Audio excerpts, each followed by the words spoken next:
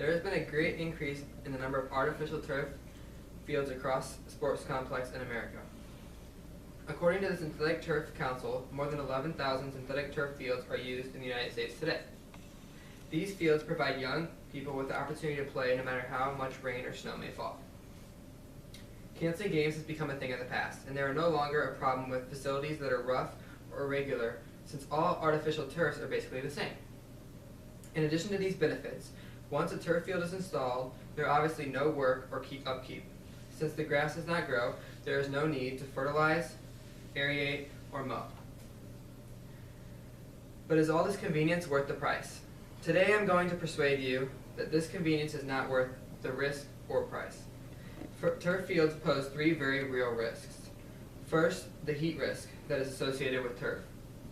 Secondly, the risk of injury. And third, most frightening, the risk of cancer. I want to talk with you about the heat risk to our players.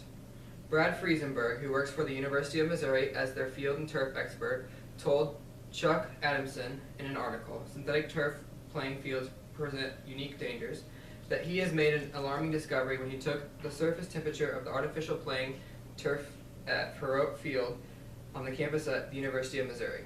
He found that on a 90-degree day, the surface temperature of the synthetic grass was 173 degrees. Friesenberg said, "You might as well be sitting in an oven somewhere." That same day, Friesenberg checked the temperature of a natural surface field and found the ground temperature of 105. While 105 is no cold sap, it is nothing compared to 173 degrees. Imagine how quickly your body is depleting of liquid at 173 degrees. Don't forget the purpose of Faurot Field is the home of the Missouri Tigers football team. Can you imagine how much damage those young men are doing to themselves when they put all the pads on and playing an afternoon game in the heat of August? Another reason the artificial turf fields are not good for athletes is the type of injuries that occur on these turf fields. Certainly injuries occur on all surfaces, but according to Michael Myers, a professor at West Texas A&M University, there is more torque, more velocity, and more traction on our artificial turf fields. These elements, torque, velocity, and traction, equal injury. When athletes are playing on natural turf fields, they create divots or places where the grass has ripped up. Friesenberg says most people see those areas as damaged turf. I like to say those divots are a sign that the field is doing its job, yielding to the athlete's cleats. With that increased traction of a turf field, there is very little give. And this leads to an increase of risk for knee or ankle injury. This combined with the higher torque and velocity contributes to a significant number of soft tissue injuries in leg joints. This increased risk for injury is another reason that convenience of turf fields is not worth the risk. But it is not the last or the greatest reason. Cancer. Probably the most frightening word you could ever hear from your doctor. To many it's a death sentence, and to others it represents the death of loved ones or friends. The third risk I want to share with you is associated with turf fields is that terrible word, cancer. You might see most artificial fields today are backfilled with tiny black pellets. These little black rubber pellets are made from chunks of old tires.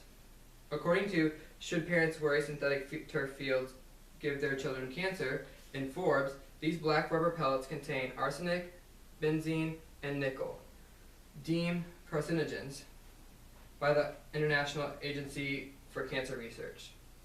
Amy Griffin is associated with the associate